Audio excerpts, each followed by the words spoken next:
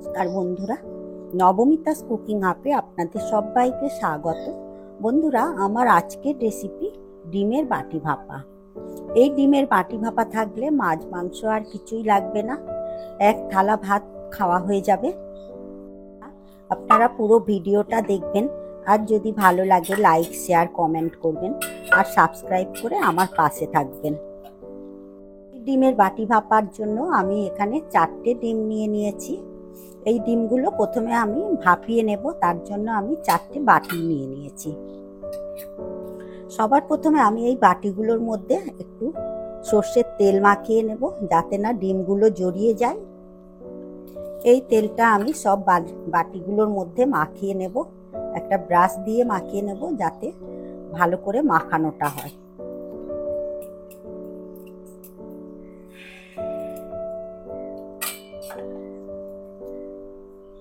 সব বাটিগুলোর মধ্যে তেল মাখানো হয়ে গেছে। এরপর আমি গ্যাসে কড়া বসিয়ে দিয়েছি, আর এই কড়াতে জল দিয়ে দিলাম, আর একটু জল দিয়ে দেব। জল ওদিকে গরম হতে হতে আমি এদিকে ডিমগুলো ভেঙে বাটির মধ্যে নিয়ে নেব।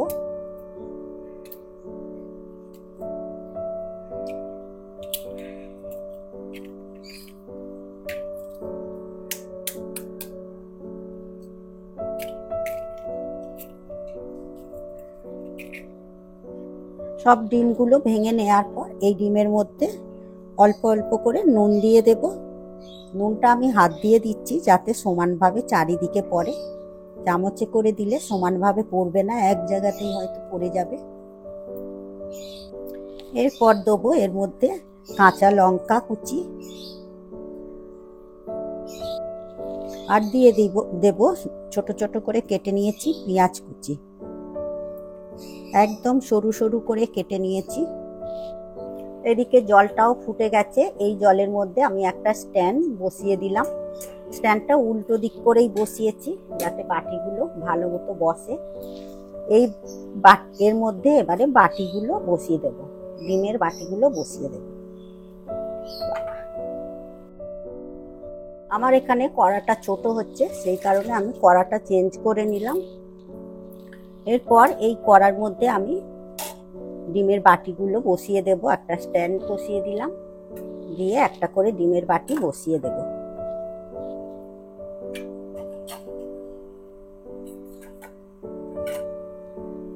তাও কড়াটা ছোট হচ্ছে, তবুও আমি এইভাবে বসিয়ে দিলাম। এরপর একটা ডিশ চাপা দিয়ে দেব। চাপা দিয়ে আমি 5 থেকে 7 মিনিট এইভাবে ডিমটা ভাপিয়ে নেব।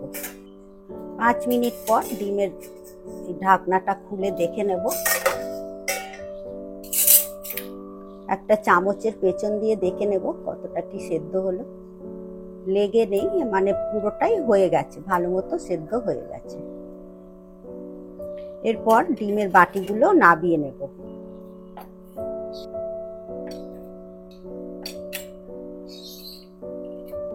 ডিমের বাটিগুলো এদিকে ঠান্ডা হতে হতে এদিকে গ্যাসে কড়া বসিয়ে দিয়েছি।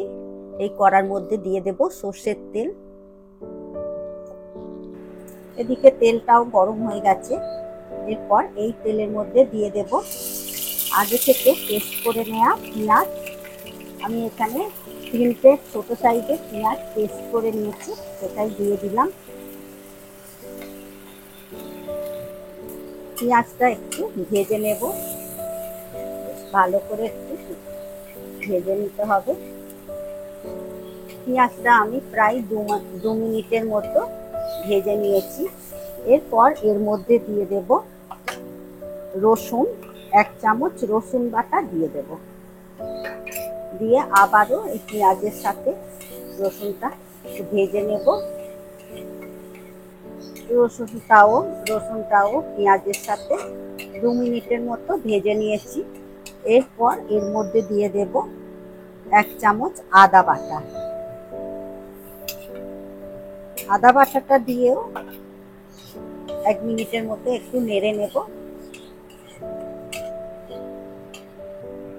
এরপর এতে একটু জল দিয়ে দেব। আমি গুঁড়ো মশলা দেবো, সে কারণে একটু জল দিয়ে দিলাম যাতে গুঁড়ো মশলা পুড়ে না যায়।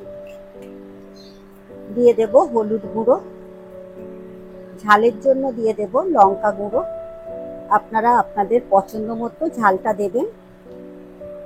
দিয়ে দেব হাফ চামচের মতো গরম মশলার গুঁড়ো, আর দিয়ে দেব স্বাদ অনুযায়ী লবণ। দিয়ে আবার মশলাটা 2-3 মিনিট ধরে কষে নেব, যতক্ষণ না পর্যন্ত মশলা থেকে তেল ছাড়ছে ততক্ষণে মশলাটা কষে নিতে হবে।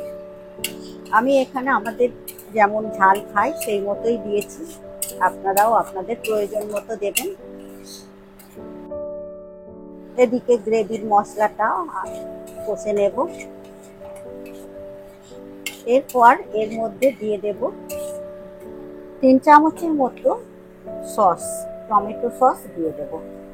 আপনারা এখানে টমেটো পেস্টও ব্যবহার করতে পারেন, টমেটো সসটা দিলে বেশি ভালো লাগবে খেতে। আমি 3 চামচের মতো টমেটো সস দিয়ে দিলাম।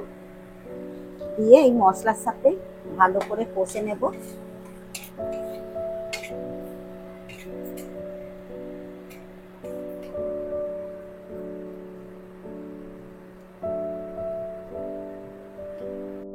গ্রেভির মশলাটা বেশ ভালো করে কষে নেওয়া হয়ে গেছে, মশলা দিয়ে তেলও ছেড়ে গেছে, আর একটা মিষ্টি গন্ধও বেরিয়েছে। এর মধ্যে এবারে আমি দিয়ে দেব জল।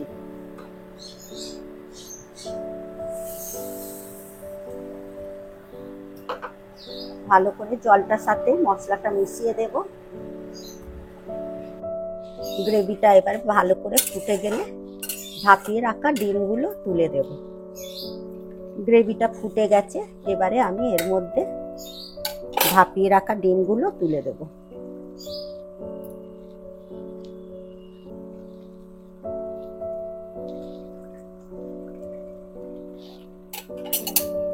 এবারে গ্রেভির সাথে 2 মিনিটের মতো ফুটিয়ে নেব। ডিমের বাটি ভাপা আমার রেডি। এবারে গ্যাসের ফ্লেম অফ করে দেব। এরপর একটা প্লেটের মধ্যে তুলে নেব। ডিমের বাটি ভাপাগুলো। বন্ধুরা, আমার এই রেসিপি আপনাদের কেমন লাগলো অবশ্যই কমেন্ট করবেন, আর যদি ভালো লাগে লাইক শেয়ার করবেন, আর সাবস্ক্রাইব করে আমার পাশে থাকবেন।